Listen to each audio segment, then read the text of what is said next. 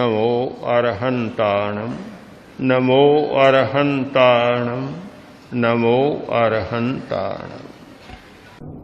कुछ विद्वानों ने स्वास्थ्य पर प्रत्यक्षतः विचार किया है और कुछ विद्वानों ने अन्य तत्वों पर विचार किया और उससे स्वास्थ्य के तत्व फलित होते। शरीर पर हजारों वर्षों से विचार हो रहा है। वर्तमान युग में शरीर शास्त्रियों ने शरीर के सूक्ष्मतम रहस्यों को प्रकट करने का प्रयत्न किया है। अतीत में जाएं तो योग के आचार्यों ने शरीर पर बहुत विचार किया। योग की एनाटॉमी स्वतंत्र बन गई। योग का शरीर शास्त्र, तत्ववेत्ताओं ने शरीर पर विचार किया तो उनका भी एक शरीर शास्त्र बन गया, स्वतंत्र रूप में बन गया। अनेक धारणाएं अवधारणाएं शरीर के विषय में हैं। आज हम भगवान महावीर की वाणी और स्वास्थ्य पर विचार कर रहे हैं। महावीर ने 5 प्रकार के शरीर बतलाए। एक हमारा स्थूल शरीर है जो दिखाई दे रहा है। 2 सूक्ष्म और सूक्ष्मतर शरीर हैं जो दृश्य नहीं है, हमारे सामने प्रत्यक्ष नहीं है। और 2 शरीर वे निर्मित किए जाते। मूलतः 3 शरीर मान लें। स्थूल शरीर जिसका नाम है औदारिक शरीर, सूक्ष्म शरीर जिसका नाम है तेजस शरीर, इलेक्ट्रिकल बॉडी, और सूक्ष्मतर शरीर जिसका नाम है कर्म शरीर या कार्मण शरीर। इन तीनों का स्वास्थ्य के साथ गहरा संबंध है। अनेक यंत्रों का विकास हो जाने पर भी और सूक्ष्मदर्शी यंत्रों के द्वारा भी इस शरीर के रहस्यों को तो जाना गया है, किंतु इससे प्रभावित करने वाले 2 शरीर हैं, वे किसी यंत्र की पकड़ में अभी तक नहीं आए। जैन दृष्टि से विचार करें तो यह स्थूल शरीर सूक्ष्म शरीर का प्रतिबिंब है। यानी कर्म शरीर में जितने स्पंदन हैं वे स्पंदन इस स्थूल शरीर में अपना प्रतिबिंब निर्मित करते हैं, अपना संवादी अंग निर्मित करते हैं। एक प्रकार से मानना चाहिए कि यह स्थूल शरीर सूक्ष्म शरीर का संवादी अंग है।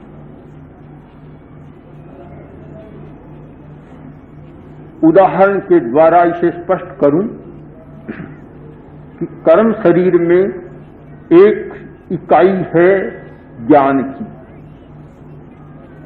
उस ज्ञान की इकाई को एक संवादी अंग इस शरीर में मिला है, मस्तिष्क में, जो चेतना का अधिष्ठान है, जहां से चेतना अपना काम करती है।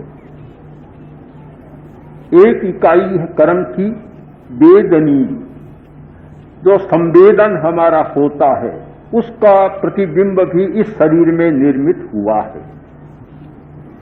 5 इंद्रियां उस ज्ञान के संवादी अंग हैं जिनके द्वारा हमारी चेतना प्रकट होती है। तो उससे आगे जाएं, इंद्रिय चेतना और अतीन्द्रिय चेतना के मध्य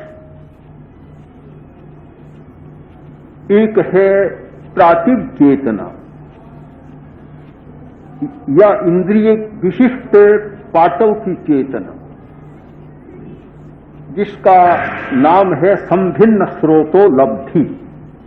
एक ऐसी शक्ति हमारे भीतर है, उस शक्ति का विकास अभ्यास के द्वारा करें तो चमड़ी के द्वारा, अंगुली के द्वारा देखा भी जा सकता है, सुना भी जा सकता है, छुआ भी जा सकता है। सब इंद्रियों का काम एक अंगुली के द्वारा किया जा सकता है। संभिन्न स्रोतो लब्धि, हमारी आंख देखती है, इसका तात्पर्य है कि आंख की कोशिकाओं को हमने इतना विकसित कर लिया, उनमें यह शक्ति पैदा हो गई कि वे पारदर्शी बन गई, देख सकती है। जो आंख की शक्ति का विकास किया, वह विकास शरीर के किसी भी अवयव का किया जा सकता है। यह सारी बात समझाई गई संभिन्न स्रोतो लब्धि के माध्यम से। तो ये हमारे चेतना के संवादी अंग हैं, सूक्ष्मतर कर्म शरीर के संवादी अंग। इससे आगे अतीन्द्रिय के अंग भी हमारे भीतर है। नंदी सूत्र में बहुत विस्तार से विचार किया गया कि अतीन्द्रिय चेतना को बाहर निकलने के लिए पुरव, मग्गव, पासव, यानी वे अवयव, वे अंग हमारे आगे भी हैं शरीर में, शरीर के पिछले भाग में भी है, शरीर के दाएं बाएं भाग में भी है और ऊपर भी है। 5 और वे केंद्र बने हुए हैं जिनसे हमारी चेतना बाहर निकल सकती है और अतीन्द्रिय विषय को जान सकती है। समझाया गया कि जैसे एक दिया रखा और उस पर जालीदार ढक्कन रख दिया, अब जो प्रकाश निकलेगा सीधा नहीं निकलेगा, किंतु जाली के छिद्रों में से प्रकाश निकलेगा।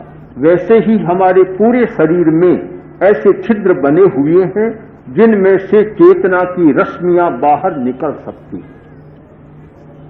यह ज्ञान के संवादी अंग हमारे शरीर में है।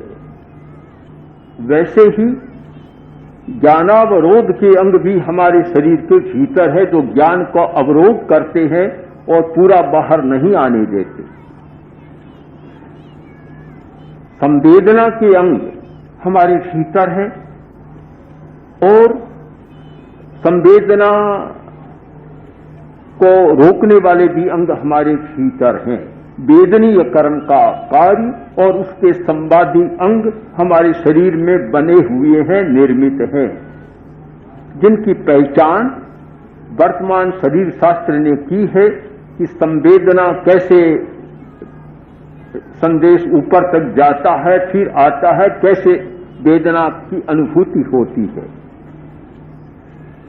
मोह के संवादी अंग हमारे शरीर में निर्मित है, जहां मोह कर्म प्रकट होता है, वे भी हमारे शरीर के भीतर है।